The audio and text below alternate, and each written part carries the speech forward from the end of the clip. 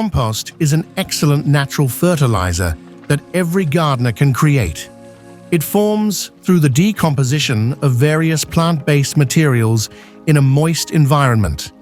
These materials include freshly cut grass, weeds, vegetable tops, small branches, fallen leaves, bark, fruit scraps, kitchen waste, and more.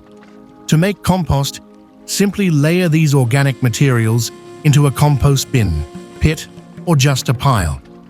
Over time, earthworms and soil bacteria break everything down into a loose, nutrient-rich, soil-like substance. During decomposition, the mixture heats up significantly, reaching temperatures of up to 70 degrees Celsius, 158 degrees Fahrenheit.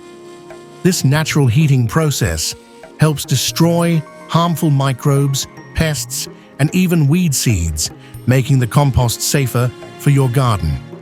Rich in essential nutrients like nitrogen, phosphorus, and potassium, compost is especially beneficial for tomato seedlings.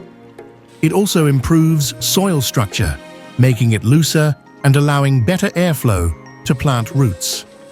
How to use compost for tomatoes? Using compost is as easy as applying well-rotted manure.